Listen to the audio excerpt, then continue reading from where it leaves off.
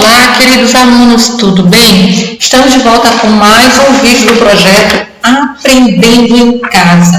Então, corre lá, meus amores, pega seu caderno integrado 2 e vamos então estudar ciências, aulas 17 e 18, páginas da 7 até a 11. Vamos nessa? Só um pouquinho antes da gente mudar, vamos recordar, vamos relembrar o que a gente viu na aula anterior. A gente estudou um pouco sobre o sistema solar, né? A gente viu sobre corpos celestes, sobre asteroides, cometas, planetas, Sol, Lua. A gente viu que o Sol é o nosso astro, né? Que nós estamos, os planetas são organizados em um sistema que é chamado de sistema solar.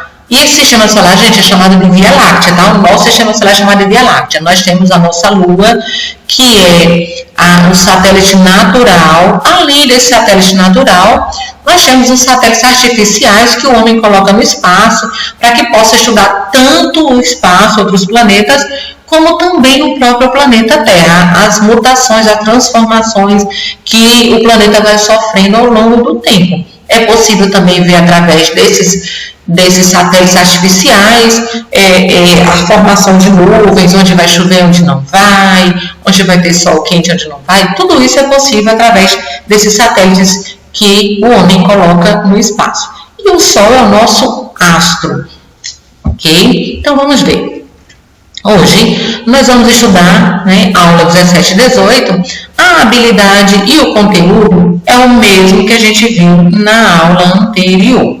Ou seja, o conteúdo a gente vai ver constelações e mapas celestes, movimentos de rotação e de translação da Terra, periodicidade das fases da Lua, instrumentos ópticos, né? Esse é o conteúdo que aí é chamado de objeto do conhecimento. O nosso amiguinho Newton veio aqui cheio de estrelas. Minha canetinha falhou. Cheio de estrelas, né? Mas vamos ver o que o nosso amigo Newton fala para a gente hoje. O que ele trouxe para nós. Olá, pessoal! Continuaremos nossos estudos sobre a imensidão do universo. Vou chamar o vovô Zelino para nos contar mais sobre os astros. Como conseguir identificá-los, que instrumentos podemos usar para vermos no céu e conhecer mais as estrelas e constelações. Vamos lá? Aí o vovô Zelino diz: Olá, Newton, vamos desvendar os segredos do céu? Muitos desses segredos e mistérios são estudados pela ciência, e a área da ciência que estuda os astros é a astronomia. A astronomia, é quem estuda os astros, é a área da ciência. Observar o céu é um convite a descobertas incríveis. Estudá-los possibilita entender fenômenos como a formação do dia e da noite. Há muito tempo, as populações humanas apreciam a beleza dos corpos celestes. Nós já estudamos sobre corpos celestes na aula anterior. Seja a olho nu ou com o uso de equipamentos e máquinas espaciais. É possível ver belas imagens como os das fotografias abaixo. Então, lindas imagens, lindas fotos que tem aqui, como a Pro falou antes, corpo celeste a gente viu, corpo celeste é tudo aquilo que existe no espaço, que é possível ver ou a olho nu, como a gente vê planetas de vez em quando, a gente vê as estrelas, a gente vê o Sol, a gente vê a Lua, isso, e também ou através dos satélites quem tem os super microscópios, coloca telescópios, melhor dizendo, microscópio que vê microtelescópios que vê os astros, as estrelas, vê fenômenos no espaço. E então, esses corpos celestes tanto pode ser visto a olho nu, ou seja, olhando diretamente para o céu, quanto através de máquinas, como o vovô Zelino falou aqui. E aí, Duda Linda diz: eu tenho uma dúvida, existe dia e noite ao mesmo tempo? Professora Ana diz: oi, Duda Linda, agora é a minha vez de ajudá-los com suas dúvidas. Vamos nessa? Nós que estamos no planeta Terra observamos o Sol se movimentando no céu ao longo do dia. Isso ocorre por causa do movimento de rotação da Terra. Ele gira para um lado e observamos o Sol se mover para outro, ou seja, ela, a Terra, tá? É por causa do movimento de rotação que temos os dias e as noites. A Terra demora 24 horas para dar uma volta completa em torno de si mesma. Assim, enquanto uma face do planeta está recebendo luz solar, a outra parte permanece no escuro, ou seja, enquanto uma face é dia, a outra é noite. Primeiro, vamos deixar para dizer uma coisa. O Sol ele não sai do lugar dele, tá? O que gira é a Terra.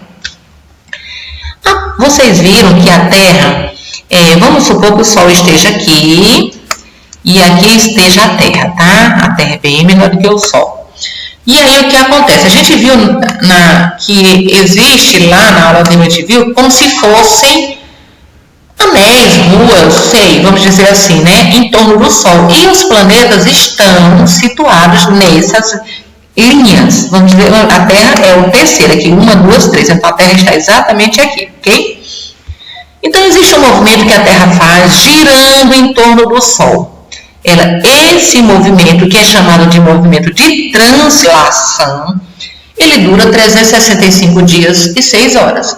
É um movimento que faz com que, quando a Terra faz essa volta completa, passou um ano, tá? Então, esse é o movimento de translação. O movimento que a professora Ana falou aqui é o de rotação, ou seja, é o movimento que a Terra faz em torno dela mesma. Vamos dizer que aqui esteja o Sol, aqui esteja a Terra, tá? Aí a Terra, aqui vamos dizer que nós estamos durante o dia aqui no Ocidente, tá? Tem um eixo aqui, vamos dizer assim, e aqui seja o Ocidente, que é onde está o nosso Brasil, seja dia. Por quê? Porque ele está virado para o Sol. E aí aqui o Oriente, que é onde fica o Japão, que a gente sempre diz, aqui no Brasil é dia, lá no Japão é noite. Por isso, porque lá no Oriente está do lado da sombra. Quem está do lado do Sol somos nós aqui no Ocidente. Por isso aqui é dia, lá é noite.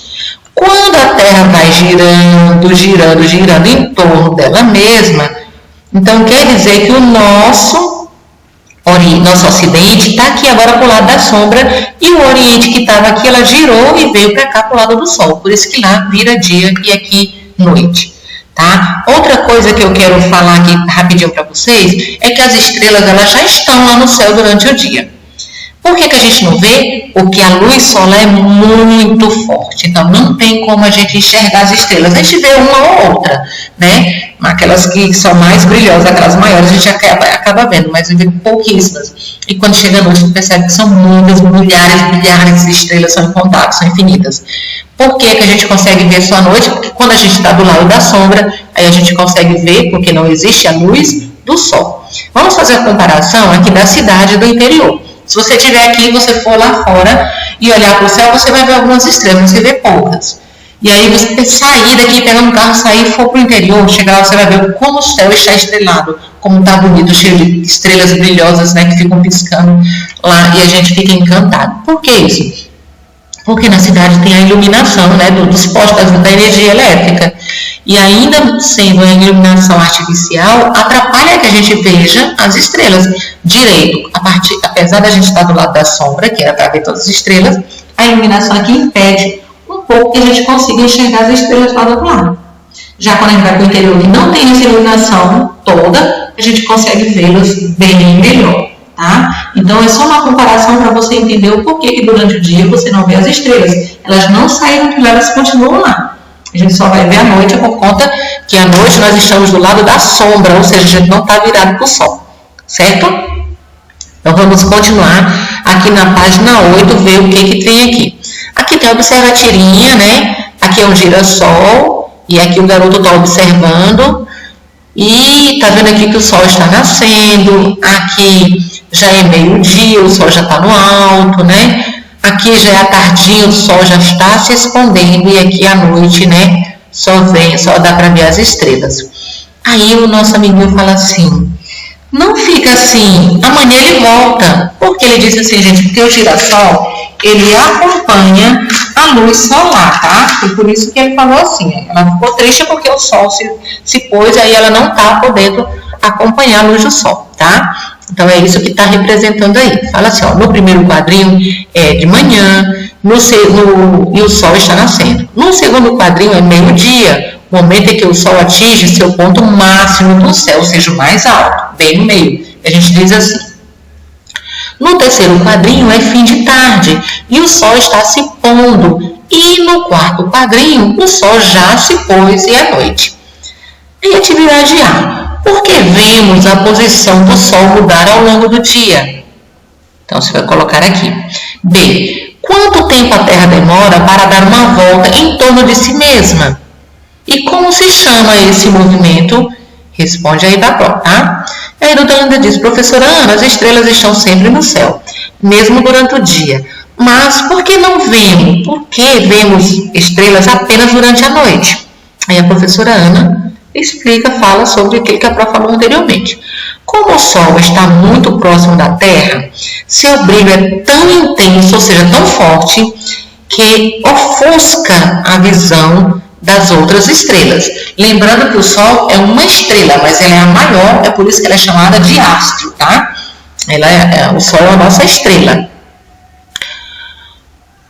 Com o pôr do Sol vem a escuridão, então conseguimos enxergar as outras estrelas no céu. As estrelas, seus planetas, luas, asteroides e todos os corpos celestes juntos formam um grande grupo que recebe o nome de galáxia. As galáxias são compostas por bilhões de estrelas e podem apresentar tamanhos e formas diferentes. A galáxia onde o Sol e o planeta Terra estão situados chama-se Via Láctea.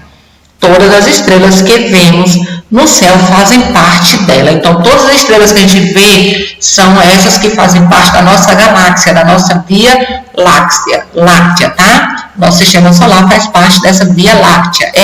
Aliás, nosso sistema solar inclui não só os planetas, não só o Sol e a Lua, como todas as estrelas, astros, como a gente viu na aula anterior. Então, isso é a nossa galáxia, ou seja, a nossa Via Láctea, ok?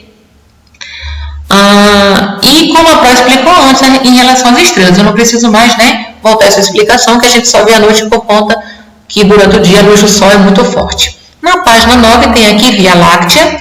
Eu vou mostrar diz, vocês sabiam que os povos da antiguidade olhavam para o céu e percebiam que alguns grupos de estrelas pareciam formar desenhos? Esses desenhos, fruto da imaginação de nossos antepassados, receberam o nome de animais, objetos e personagens mitológicos. Cada um desses desenhos ou grupos de estrelas representa uma constelação. As constelações podem ser representadas em mapas celestes, também conhecidos como cartas celestes. Mapa celeste é uma representação do céu utilizada para identificar e localizar estrelas. Essas representações foram muito utilizadas na época das grandes navegações para orientação.